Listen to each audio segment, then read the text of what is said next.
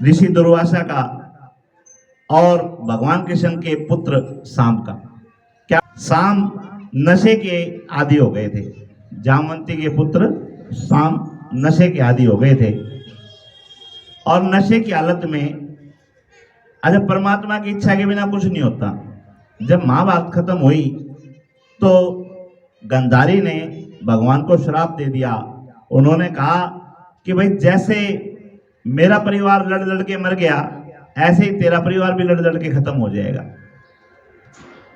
क्योंकि तू परमात्मा है, तू चाहता तो रोक सकता था, तूने जानबूझ के नहीं रोका। तो अब जब देखूंगी जब तू तेरे परिवार को भी खत्म होने से नहीं रोकेगा। तब भगवान श्री कृष्ण ने कहा कि मां मैं आपका एहसानमंद हूं, कारण संतुलन तो मेरे को बनाना ही था। महाभारत के अंदर कौरव पांडवों के रिश्तेदार मित्र सभी ने युद्ध में भाग लिया था, यदुवंश ने इसमें भाग नहीं लिया था। और भगवान की 16,108 पटरानियां, 8 तो पटरानियां 16,100 रानियां थी और प्रत्येक रानी से 10-10 बेटे थे।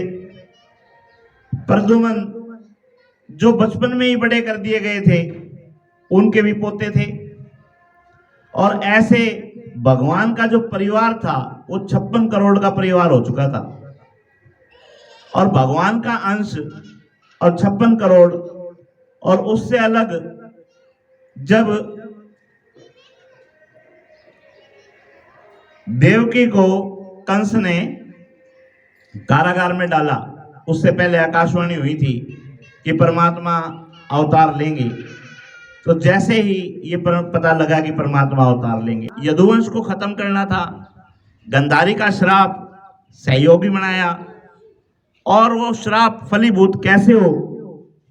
जामवंती के पुत्र साम, जो स्वयं महादेव और देवी का ही वरदान थे और किसी भी तरह से रूप रंग में, शक्ति में भगवान शंकर से कम नहीं थे, वो नशे के आदी हो गए। लीला तो रचनी है ना। सांब ने ऋषि दुर्वासा का अपमान किया। कैसे अपमान किया था? स्त्री का वेश बना के, तकिया अपने पेट में छुपा के दुर्वासा ऋषि के सामने खड़ा हो गया और जाके कहने लगा, ऋषिवर ये बताओ मेरे को लड़का होगा या लड़की? अब ऋषि कुछ बोलते इससे पहले ही शराब के नशे में पर्दा उठा के कहने लगा कि मैं तो कुंगर हूं, मतलब ना स्त्री हूं ना पुरुष हूं, मैं तो कुंगर हूं भाई। और मेरे क्या होगा? मेरे तो मुसड़ होगा। उसी समय दुर्वासा ऋषि ने कह दिया, तथास्तु, जैसी तेरी इच्छा है वैसा ही होगा, और तेरे से मुसड़ ही पैदा होगा और वही तेरे वंश को खत्म करने का कारण बनेगा।